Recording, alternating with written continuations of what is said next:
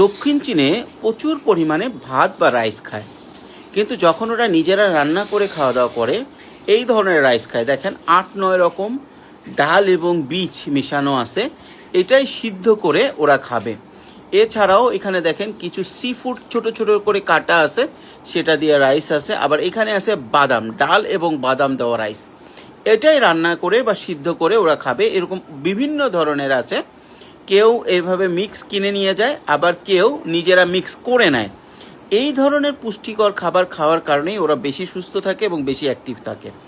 এবং আমরা যে ধরনের খাবার খাই বা আমরা যে ধরনের চাল খাই সেটাও কিন্তু এখানে পাওয়া যায়, এরকম না যে পাওয়া যায় না। আসেন দেখাই আমি আপনাদেরকে। এবং আমি এই জিনিসটা দেখালাম এই কারণে যে আপনারা চালটা যেটা আমরা এখন রেগুলার খাচ্ছি, এটার পাশাপাশি এই ধরনের আমাদের দেশে অ্যাভেলেবেল যেই ধরনের আপনার ডাল বা পুষ্টিকর বিষয় আছে, যেটা চালের সাথে মিক্স করে প্যাকেট করে আপনারা বিক্রি করতে পারেন। আর এই যে চালটা দেখতেছেন, এটা হচ্ছে চায়নার অ্যাভেলেবেল চাল। এই চালগুলো আমাদের দেশের মতো দেখালেও আসলে আমাদের দেশের মতো ঠিক হয় না, এটা একটু স্টিকি হয়। তো প্রথম যেটা রাইসটা দেখালাম ওটা কম স্টিকি হয়, বাকি রাইসগুলো স্টিকি হয়। চায়নাতে চাল খেতে বা ভাত খেতে এটা একটাই সমস্যা, স্টিকি রাইসটা এখানে বেশি চলে।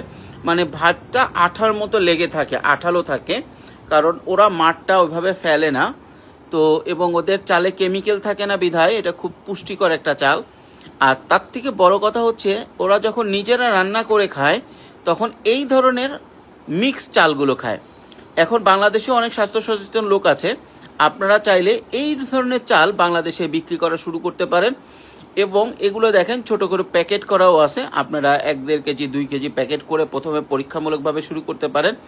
এবং কৃষি আইটেম বা যেগুলো কৃষিজাত আইটেম আছে এগুলোর বিভিন্ন ভ্যারাইটিস তৈরি করে ভালো ব্যবসা করতে পারেন, যেটা চায়নায় খুব চমৎকার চলে।